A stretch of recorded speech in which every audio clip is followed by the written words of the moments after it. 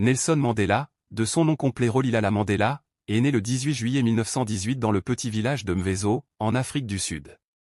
Dès son jeune âge, il comprend les injustices dont souffrent les Noirs dans son pays, soumis à un régime d'apartheid brutal, où les droits étaient réservés à une minorité blanche.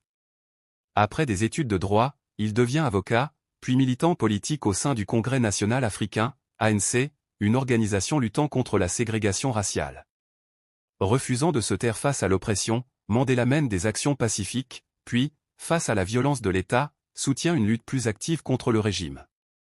En 1962, il est arrêté et condamné à la prison à vie.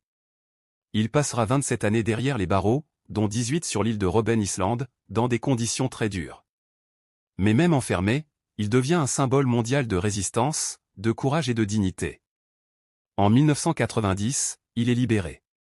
Plutôt que de se venger, Mandela appelle à la paix et au dialogue entre Noirs et Blancs. Eh bien, j'ai détesté l'oppression. Et quand je repense au passé et aux choses qu'ils ont faites, je me sens en colère. Vous avez un temps limité à vivre sur Terre.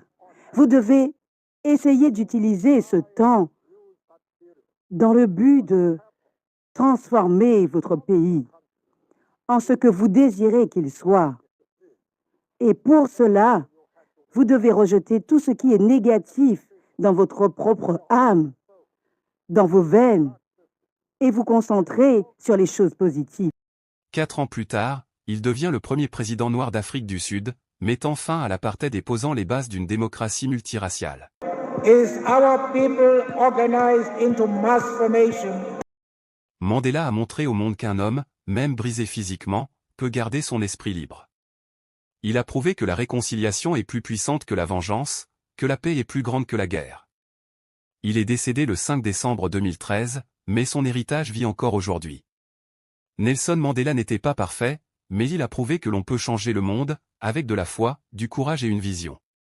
Vous devez essayer d'utiliser ce temps dans le but de transformer votre pays en ce que vous désirez qu'il soit.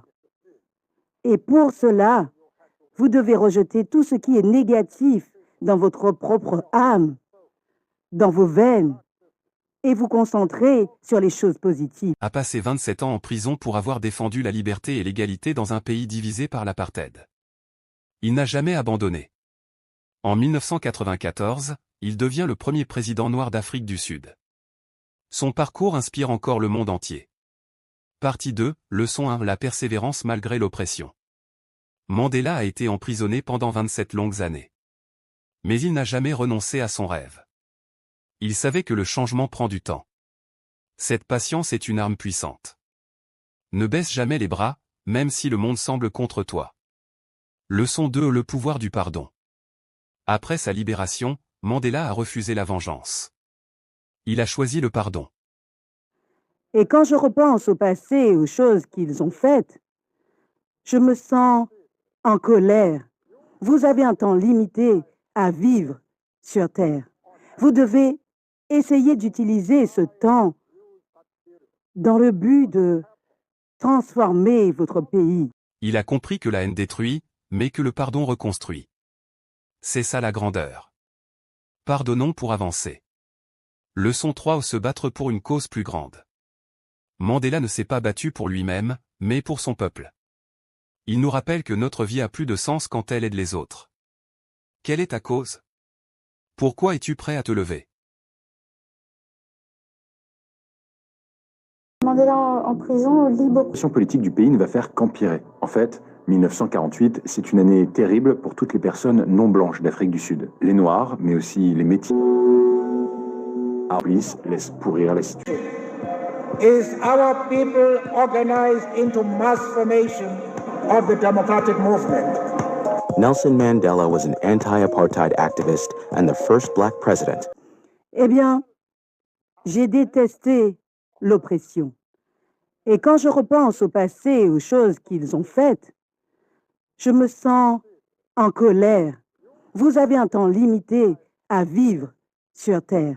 Vous devez essayer d'utiliser ce temps dans le but de transformer votre pays en ce que vous désirez qu'il soit.